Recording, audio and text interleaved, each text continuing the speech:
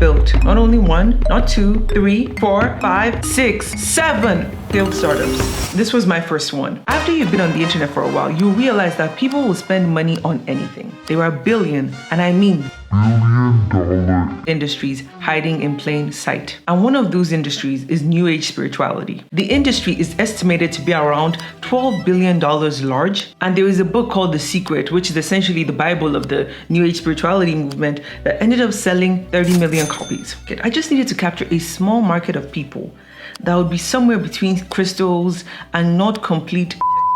And this was the start of the first one, where you would use AI to generate yourself achieving your goals instead of using the basic stock images that we have for our vision boards. And I love this idea because I already made vision boards. I was part of the group of people who was already doing such a thing. So I was like, perfect. All we need to do is find people like me. People made vision boards in groups and in parties. So once one person knew about the idea, the entire friend group would know. The only problem was, this was the first one that I had ever built. So I did not know shit.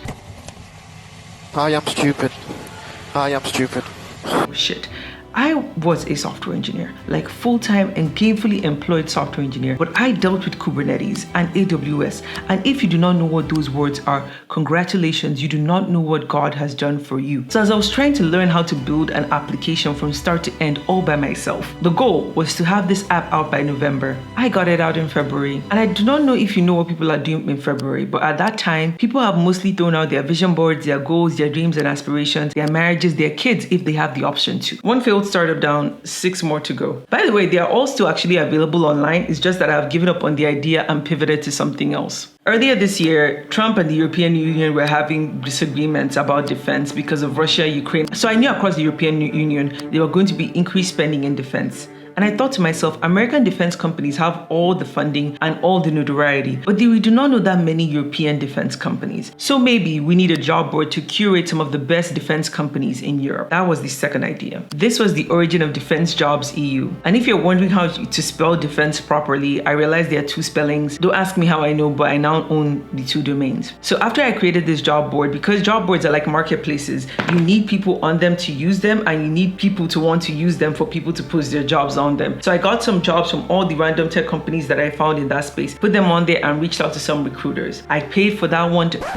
I did not pay actually. I got that 1 month of LinkedIn Premium for free, and I messaged every recruiter that I could find in any of these companies. Some of them actually did get back to me, and to those recruiters, thank you. Thank you, because you kept me going. But from my little conversation with those recruiters, I realized they did not have a recruiting problem for these large defense companies. And that was the end of my second idea. You know, I love my bundles. Let's make the next one a bundle deal. Startup number 3 and number 4. The best site on the internet, and you can quote me on this, is Reddit, because it's the only site on the internet where you can have people rate your looks, like literally rate the cantle tilt. Is this cantle tilt? No, it isn't.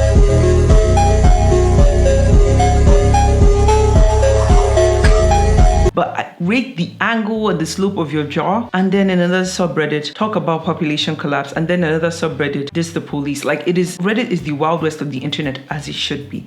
And so what I do is I lurk the subreddits of my favorite topics. Like I love the running subreddits and I love the travel ones. So I'm like, one of the posts I saw on the running one was about finding the best running routes in cities that you were visiting. The other one was someone had traveled to one of the locations for Lord of the Rings. That was their favorite movie. And I was like, these are 2 startup ideas that have the same feel, helping to curate some information. And it reminded me about like Nomad List. And that was the origin of Seen It Here and Run My City. And the best part was I was not trying to make the users have a new behavior. In fact, it was the complete opposite. They were already doing these things. I was just going to make it easier for them. And I can already tell you why this failed: distribution. And this is why Daddy Zuck makes so much money, because to get your idea in front of people is actually harder than building the idea itself. 2 more startups in the graveyard. At least they can keep each other company.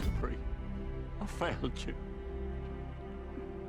Remember my first idea about making vision boards with AI? The reason why I was able to execute on that is that we had a technological change. So a lot of times when there are technology changes or social changes, that is like adoption of marijuana, or legal changes, i.e. like actual legalization of marijuana. When you have these kinds of legal, social, or technological changes, those are opportunities to start great companies, because things that were previously unavailable become available. But there's also the flip side, where there are certain industries that will always have demand. And those industries include health, wealth, knowledge. Certain niches are evergreen industries, and If you can build in those, there will always be a demand for them. One of those industries is the dating advice industry. Whatever side of the political ideological spectrum you're on, there will always be demand for someone who can help in the relationship sphere. And this got me thinking. At that time, there was a terrible reboot for one of the most iconic shows in TV history. This one I knew I needed to build an AI application to give you relationship advice like the three most iconic characters in TV history: Charlotte, Miranda, and Samantha. I still very much believe in this idea. I think it is ingenious. You have the audio screen where you can get to talk to them and they talk back to you in three different voices, and they have three new and improved personalities. And I deeply believe in this idea. It is just distribution, getting it in front of people, getting people to pay. I think that is actually most of the startup thing. But there is a demand for this. People pay lots of advice for dating coaches. This is not one of those apps that is in the graveyard just yet. I think it's more like a zombie startup, like half dead, half alive. I just need to push it properly. And last but not least, number 6, the last startup in the graveyard, not really in the graveyard, but the last idea I built, still these viral hooks to help people come up with compelling hooks for their TikTok, YouTube, and Substack content. I can just save you time and just say the problem was distribution, or maybe nobody wanted it. If you've made it this far, subscribe to my Substack and join me as I don't attempt, as I plan on building a generational company and I get all my bad ideas out. In fact, recently on TikTok, I got my first hate comment, which is really good. It's a wonderful thing to have people hating you because they forget that I'm an attention whore. So people hating me makes me feel good about myself. Now that's all. You know, one of the wildest things about coming back to YouTube is realizing how hard this shit is. No wonder I left for some time. Because low-key, making videos, it's not for the faint of heart, you know? But I'm an attention whore, so alas, here we are. Let's stop this.